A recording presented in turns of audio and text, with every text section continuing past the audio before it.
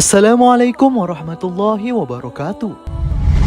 Sahabat Takwa, pada video kali ini kita akan kembali membahas kisah solawat dari orang-orang yang telah membuktikan kedahsyatan solawat yang mereka baca di dalam hidupnya dan mereka merasakan kedahsyatan solawat itu. Bagaimana kisah mereka? Ayo kita bahas. Sebelum lanjut, mari dukung channel ini untuk berdakwah menyebarkan kisah-kisah Islam. Kisah pertama, yaitu terbebas dari siksa kubur dan langsung tinggal di singgasan surga akibat rajin membaca solawat. Kisah ini pernah dikisahkan oleh seorang ulama besar yang bernama Al-Habib Musa Kazim bin Ja'far As-Segaf, bahwa pada suatu hari hiduplah seorang wanita yang sangat rajin membaca solawat di dalam hidupnya. Bahkan sepanjang hidupnya ia lebih memilih untuk selalu fokus mengamalkan solawat.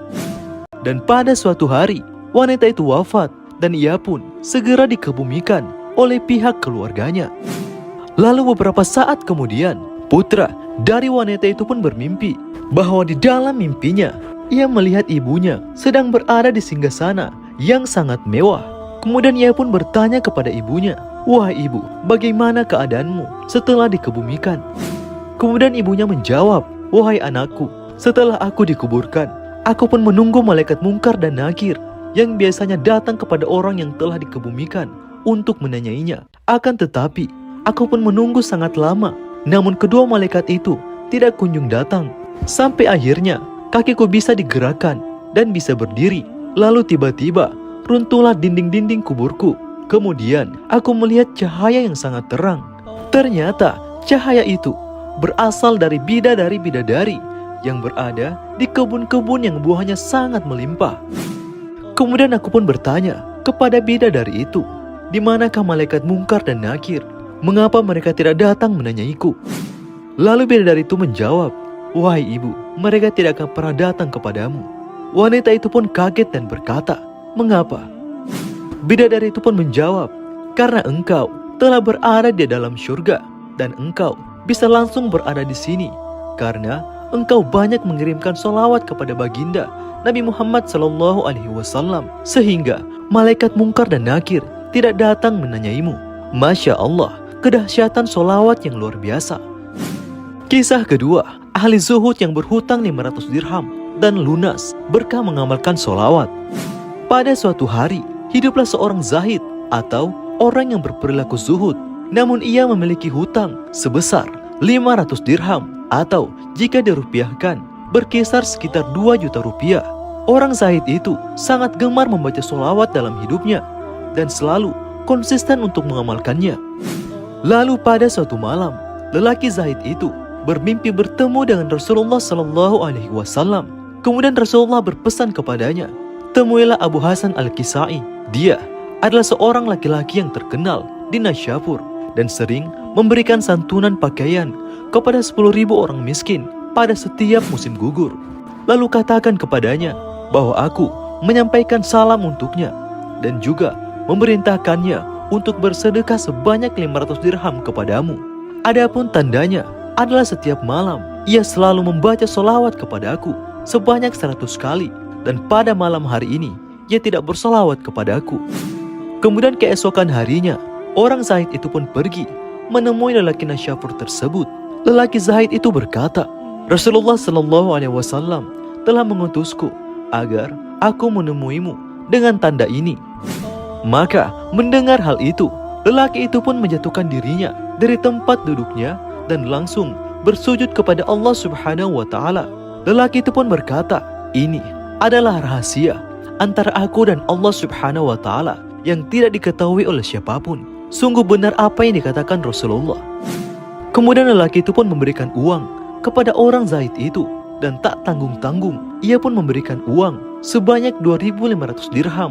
Lalu ia pun berkata, 1.000 dirham ini untuk kabar gembira yang Anda bawa. Lalu 1.000 dirham ini karena Anda telah mengingatkanku atas kelalaianku bersolawat. Dan 500 dirham ini adalah sesuai dengan perintah Rasulullah SAW. Lelaki itu pun juga berpesan kepada orang zahid itu agar besok hari datang menemuinya kembali. Masya Allah. Kisah ketiga, yaitu kisah seorang pembantu yang digandeng tangannya oleh Rasulullah SAW. Seorang ulama besar yang bernama Abu Abdullah berkata bahwa kami mempunyai seorang pembantu yang mengabdi kepada seorang raja, dan orang itu dikenal karena suka berbuat kerusakan. Namun pada suatu malam, ulama itu bermimpi melihat pembantunya itu sedang bergandengan tangan dengan Rasulullah SAW. Ulama itu pun keheranan dan berkata, "Wahai Rasulullah, lelaki itu orang fasik. Bagaimana mungkin baginda sudi bergandengan tangan dengannya?" Maka Rasulullah SAW bersabda, "Aku telah mengetahuinya, namun dosa-dosanya telah berlalu dan aku telah memberikan syafaat untuknya." Kemudian ulama itu bertanya lagi, "Wahai Nabi Allah, dengan perantara apa orang itu bisa sampai pada derajat itu?" Lalu Rasulullah menjawab, "Dengan memperbanyak sholawat kepadaku. Dan sesungguhnya setiap malam ketika menjelang tidurnya, orang itu selalu bersalawat kepadaku 1000 kali." Kemudian keesokan harinya, ulama itu melihat pembantunya sedang menangis. Pembantunya itu pun mendatangi ulama itu dan duduk di hadapannya.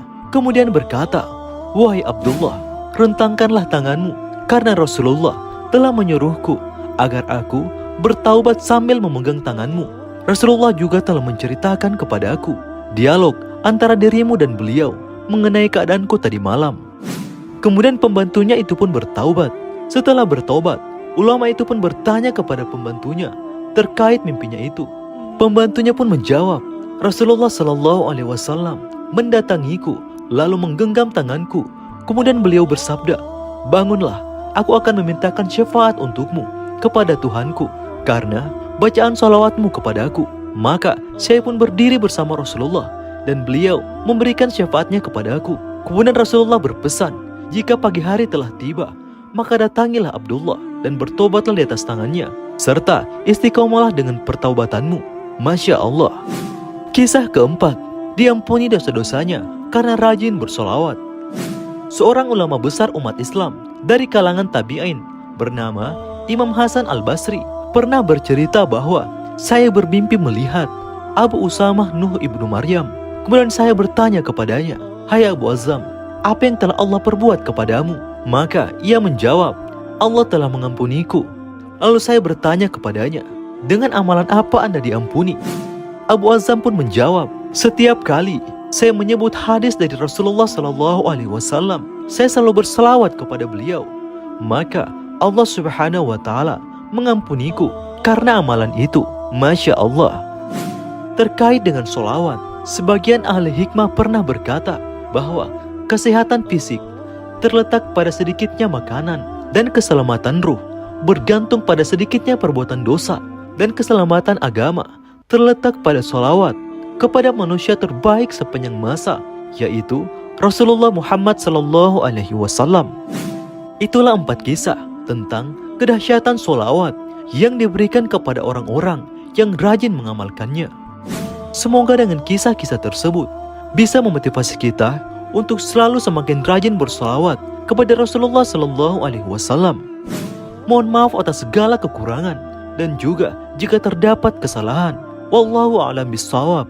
Assalamualaikum warahmatullahi wabarakatuh.